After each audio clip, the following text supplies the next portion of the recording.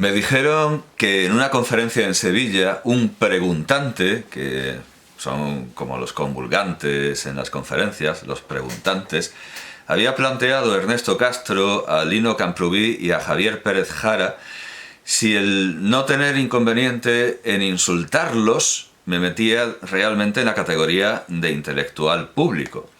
Entendí que el preguntante había entendido que yo había insultado a los tres, aunque no recuerdo haber hablado nunca de Pérez Jara, y supuse que provendría de la clásica incapacidad hispana para distinguir ideas y personas, que deriva en el odioso y ya muy mencionado por mí, esto mejor lo hablamos con unas cañas. Esto mejor lo hablamos con unas cañas. Que por cierto, no es como se conoce a una persona. Se conoce a una persona en una guerra, en una plaga, en una invasión extraterrestre o en un conjunto de pruebas a puerta cerrada, a cada cual más letal. Se conoce a alguien haciéndole un cube o un Battle Royale, pero no yendo de cañas para hablar de banalidades. Aunque no se refería el preguntante a que yo ataque e insulte a mis iba a decir Camilo VI, ¿no?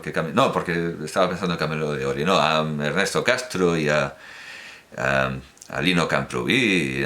No se refería a que yo atacara a las personalidades sino a mis propios seguidores, pero seguidores en el sentido más epidérmico, es decir, a los suscritos a mi canal. Aunque también es cierto que a los suscritos, a los que no solo están suscritos, sino que también me siguen, y muchas veces sí, es cierto que les echo broncas, que les echo regañinas por ejemplo, ver mucho más un vídeo sobre un tema completamente inane, un personaje de actualidad,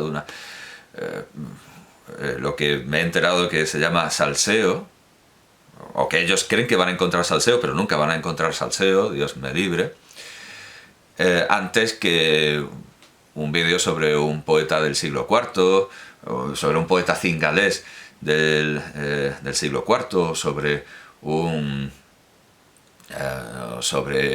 eremita berciano.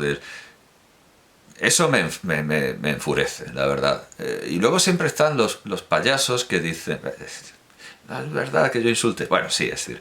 Luego están los payasos que vienen aquí a decir que yo busco fama hablando de su ídolo, de su personaje del día, o sea, del empleado del mes, aquí en YouTube o en las redes, del que se ha hecho famoso en la última semana, y que yo vengo a aprovecharme de su fama. Bueno, en primer lugar, pues claro, si alguien tiene fama inmerecida, mi obligación es quitársela. Esto es muy stegneriano, muy revolucionario, es incluso muy casi comunista, ¿verdad? Redistribución de la fama.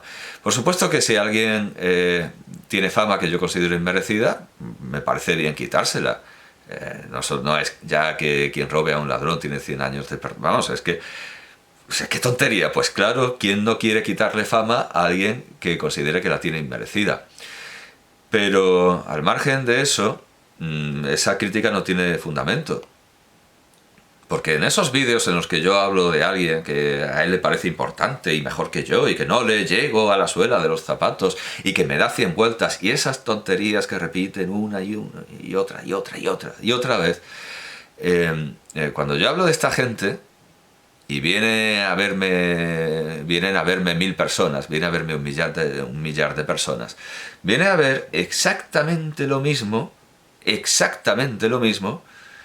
el mismo escenario, la misma persona, el mismo tono, que cuando yo hablo de Ferdowsi, pero vienen a ver lo que digo de un chiquilicuatre salido debajo de una piedra, que encontraron, de alguien que encontraron debajo de un puente cubierto de pelo, como dirían los de Muchachada Nui, y no vienen cuando yo hablo de Ferdowsi, o de Sófocles, o de Safo, o de Máximo de Tiro.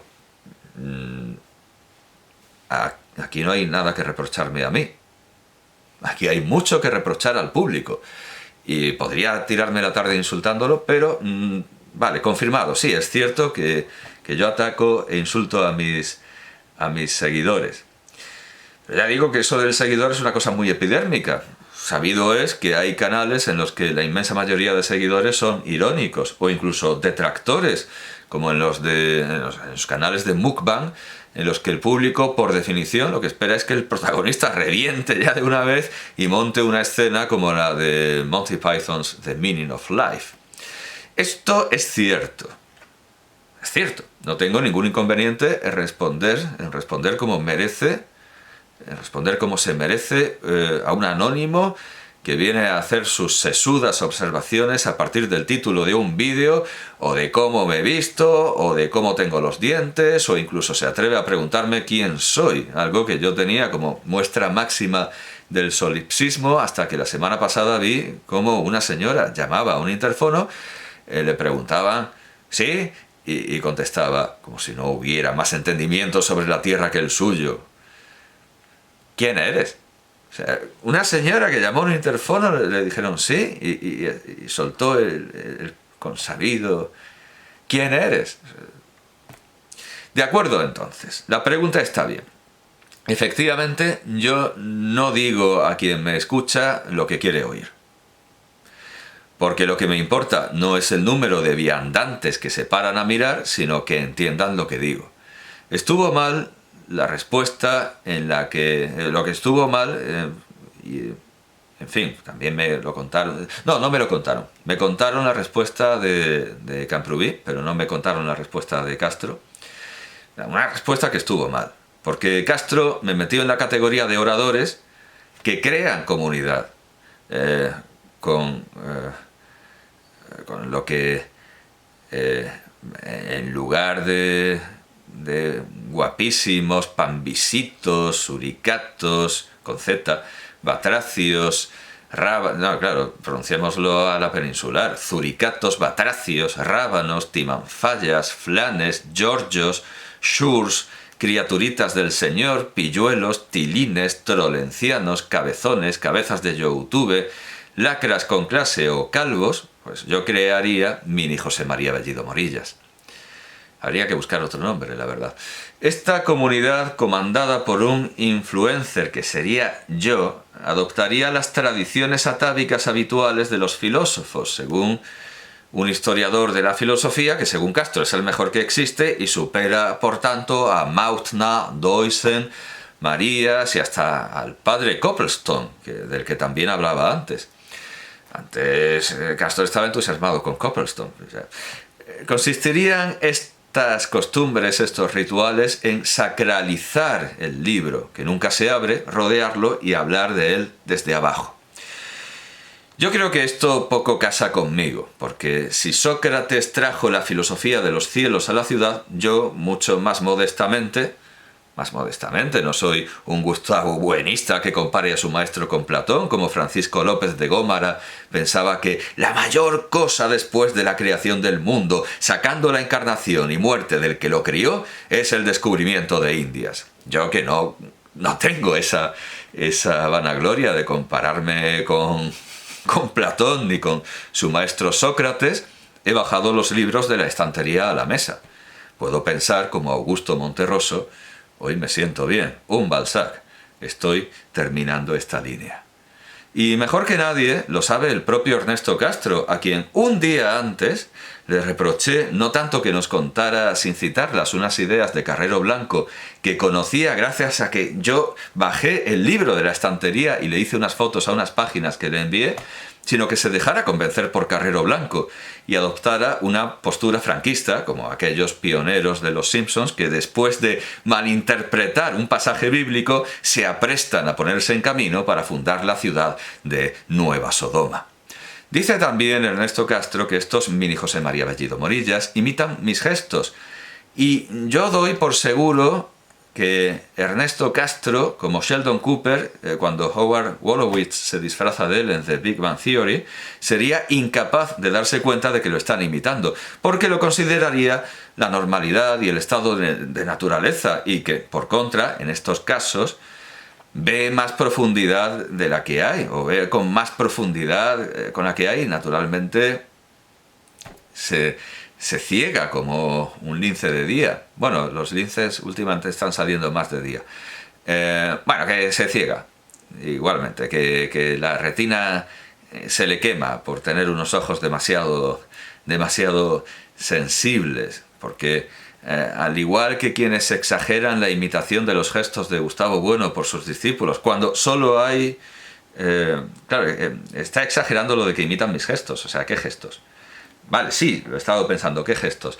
Pues gestos en los que intento que se me vean las manos como elemento expresivo, y como la cámara está muy alta, o mejor dicho, yo estoy demasiado cerca de la cámara por una cuestión del micrófono y por una cuestión real de espacio, porque no me puedo expandir más, porque el espacio que tengo es el que hay, y necesito las manos como elemento expresivo, pues naturalmente el espacio condiciona mis gestos de que tengo que subir las manos. Vale, eso es un gesto mío, pero no es un gesto que yo tendría en la vida real. Es un gesto condicionado por el espacio. Por el espacio. Estaba pensando en una taxonomía de... sí, vale, hay gestos que puede que repita en la imagen, pero porque lo exige el espacio. O sea, es como lo del sentido de la escritura de un lado para otro según se corte el estilete, hablando de la escritura cuneiforme. Pero es que yo creo que también ve demasiado lejos, y ven demasiado lejos, con demasiada profundidad, y se les quema la retina, aquellos que exageran, porque al César lo que es del César, aquellos que exageran la imitación de los gestos de Gustavo Bueno por sus discípulos, cuando solo hay uno específico y registrado y auténtico gesto Gustavo Buenista, que es un molinete digno de coreografía de Canción del Verano, algo así como ortograma, que si imitamos plenamente esa canción del baile del pañuelo, pues vendría a ser algo que tendría mucho éxito en Argentina, pero conduciría a equívocos, porque vendría a ser algo así como un orto nuevo.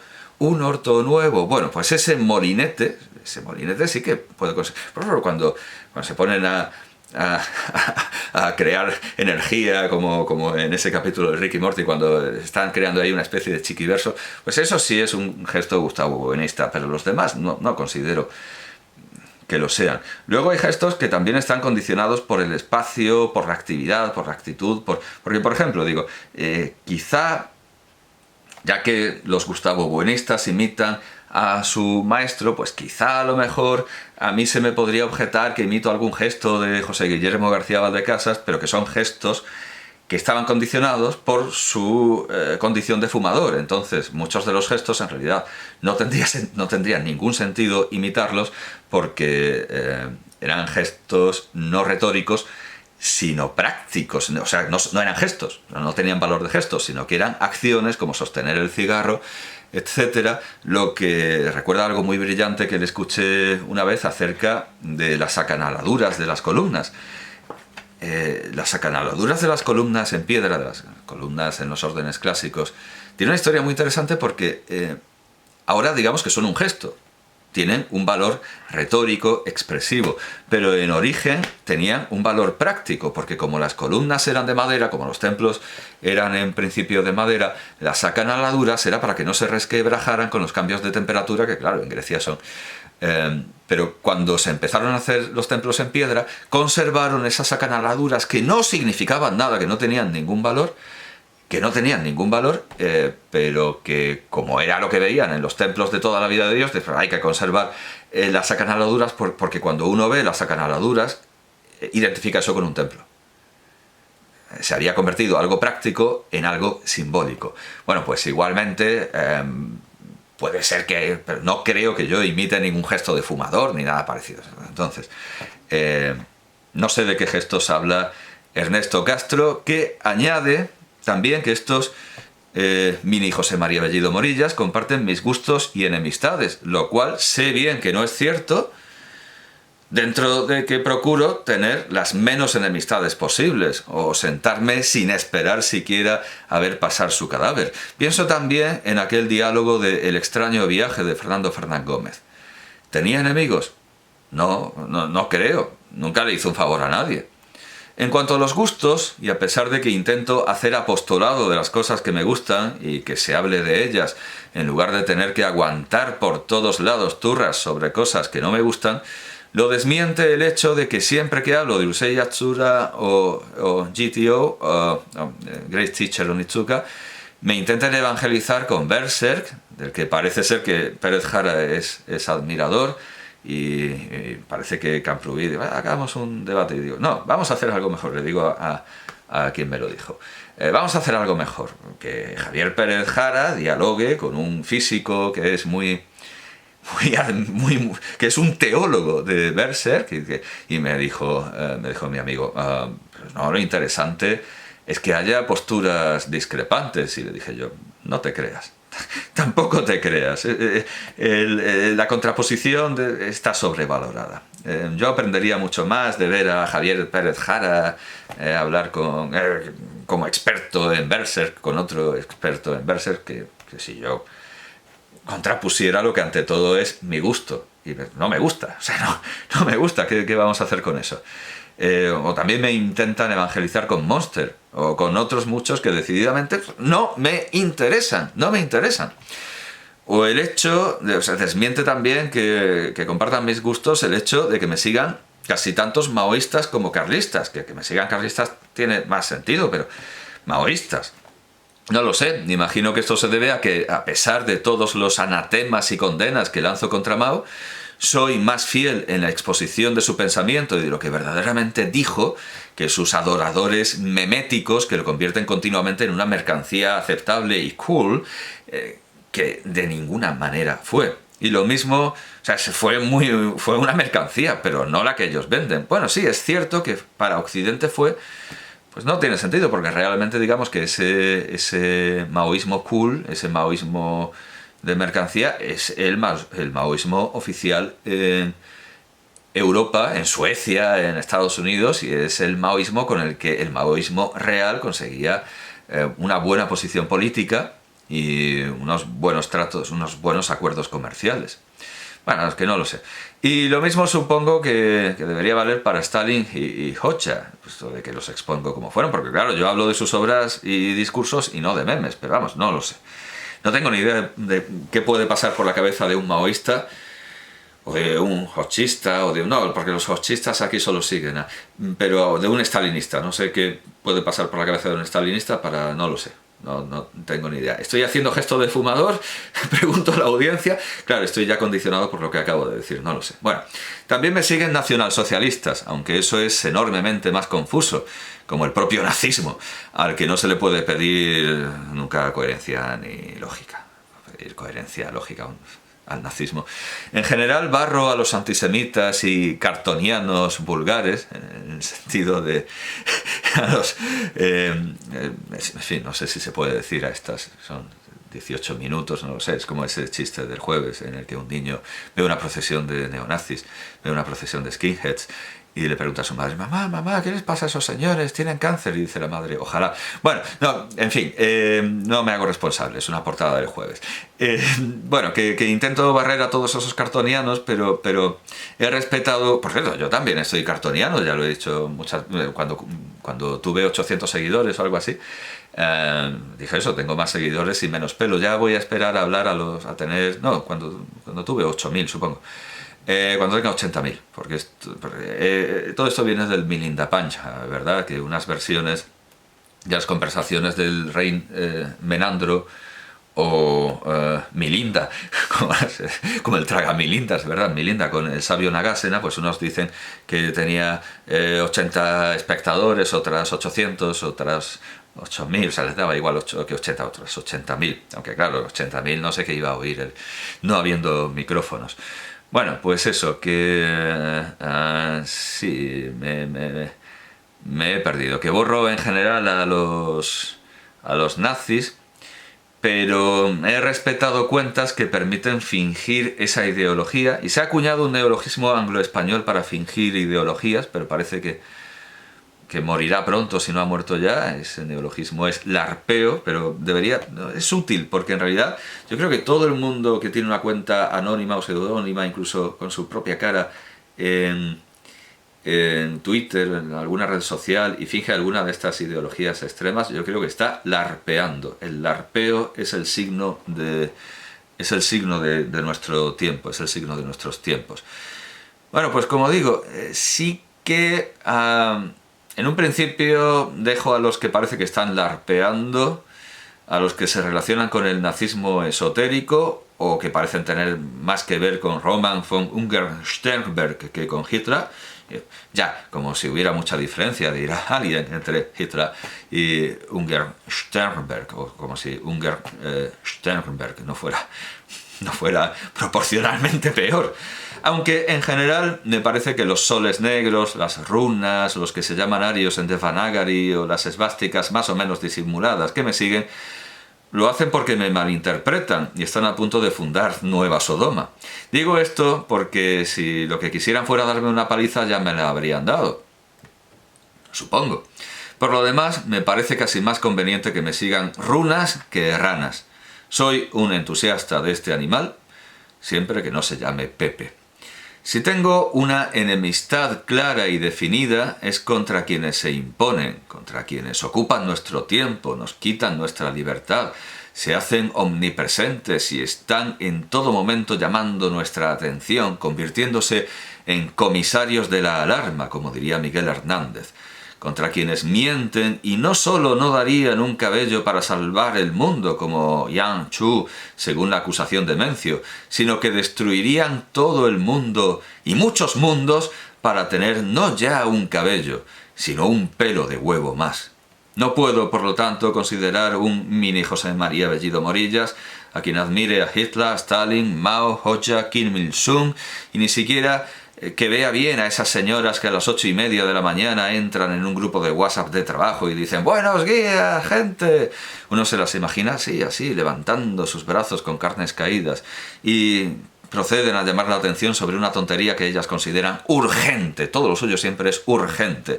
Como esos vídeos en los que David Lynch daba el parte del tiempo, pero en este caso por la fuerza, obligándonos a mirar como si nos estuvieran aplicando el método Ludovico. Ya sea el dictador que ejecuta a toda tu familia y te obliga a mirar y te manda 30 años a un campo de trabajo, o el cani que tunea su moto para que lo escuches 3 calles más abajo, quienes invaden vidas ajenas no pueden ganarse sino mi más profundo desprecio. Cabe decir lo mismo para los guardias de seguridad que preguntan «¿Dónde va usted?», para los que ponen cordones de terciopelo innecesarios, para la arborescencia legislativa, para la obsolescencia programada, para los antivirus infecciosos, para los bomberos pirómanos, para los que ofrecen protección contra sí mismos, para los que dicen no hay que confundir la libertad con el libertinaje, para las lecturas obligatorias, para los que dicen no se dice así, se dice asá, para la Real Academia que miente como una perra al decir que su misión es descriptiva y no prescriptiva, para los exámenes, para los concursos, para todo el sistema educativo en el que, ora se diga obligatorio o no, se acaba forzando a unos estudiantes a encerrarse con alguien que generalmente está desequilibrado y cuya plaza es o la confirmación de ese desequilibrio o incluso su consecuencia, a través de procesos selectivos deformantes y destructores en los que se ha dado, no una sino muchas veces, se ha dado y se da que aspirantes a policías roben los temarios o que aspirantes a profesores se pongan hasta el culo de estimulantes con el fin de velar estudiando y de narcóticos con los que fingir serenidad. Y todo para hacer ante compañeros una presentación más breve que las que los alumnos tendrán que hacer ante ellos.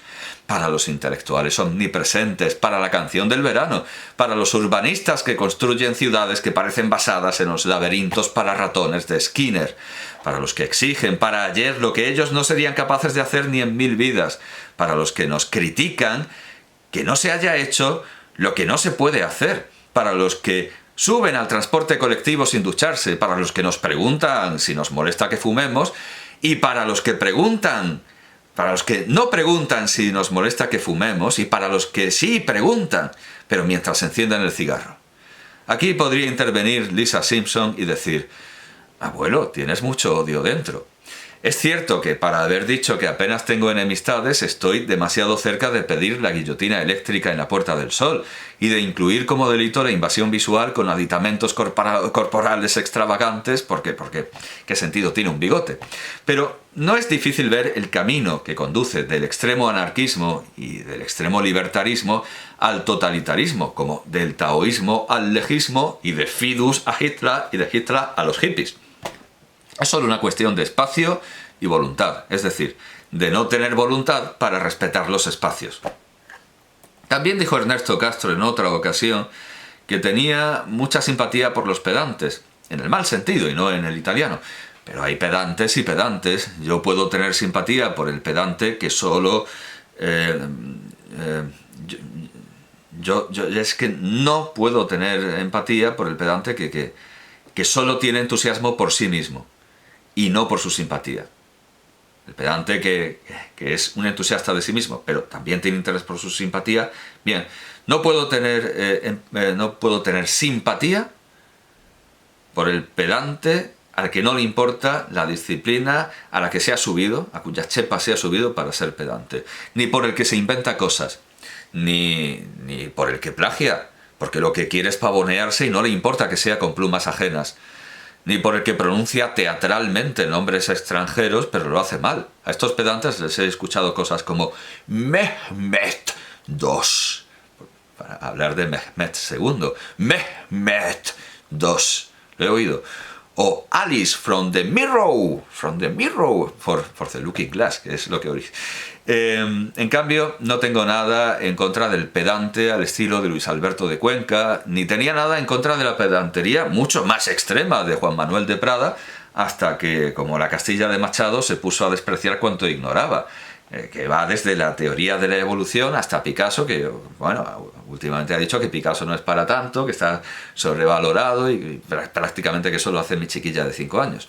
Una vez vi un comentario de Luis, bueno, claro, pasando por las vacunas y la genética, habla de todo sin saber y por lo tanto mintiendo. Una vez vi un comentario de Luis Vicente Mora en su muro de Facebook, extremadamente pedante, algo así como una lamentación por la dura rutina que llevaba, pasando sus días leyendo a los clásicos rusos, preparando conferencias, presentando exposiciones y escribiendo críticas literarias, y dando un suspiro porque esa era su vida. Alguien le comentó: joder, macho, qué pedante. Y me pareció un verdadero ultraje, porque Luis Vicente Mora estaba siendo pedante domiciliario, al igual que Camilo José Cela era pedorro domiciliario, como todo hombre civilizado.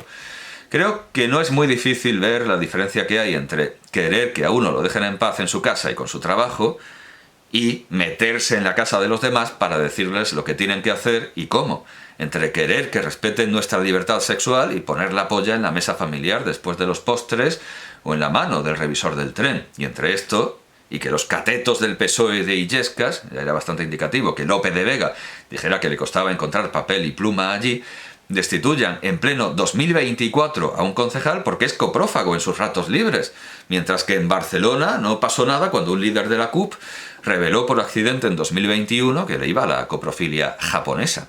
Pero, sin embargo, hay demasiada población que no entiende que no todos queremos participar en la fiesta de la democracia, ni de Eurovisión, ni de romerías y verbenas, ni queremos salir detrás de un candidato con los brazos cruzados y asintiendo con la cabeza, como en el número de Mr. Hilter de los Monty Python, ni sujetar un cartel pidiendo el fin de tal o cual cosa, como cuando el obispo pone a los curas de Father Ted a protestar, ni admitimos que forme parte de las reglas de cortesía beber alcohol o besar a gente sudorosa. Porque al final de lo que estamos hablando en todo momento es de reglas de cortesía. Borges siempre insistía en la definición del caballero que daba Sir Thomas Browne, Sin duda presente en la antología inédita que preparó con Bioy, pero que yo no he encontrado en la obra de Sir Thomas Browne, a ver si se edita esa antología, a ver si se conserva y nos enteramos de una vez de dónde dice eso Sir Thomas Browne. Bueno, la definición de que el caballero es aquel que no molesta. Y mi rector, José Guillermo García Valdecasas, también reducía la esencia de toda la etiqueta y las normas sociales a no molestar, empezando por no poner los codos en la mesa, para no robar el espacio de otros comensales. Ese era para él el sentido de esa norma y de todas las normas sociales de etiqueta y de cortesía. Pero, como en las paradojas derivadas de las leyes de la robótica de Asimov, la cortesía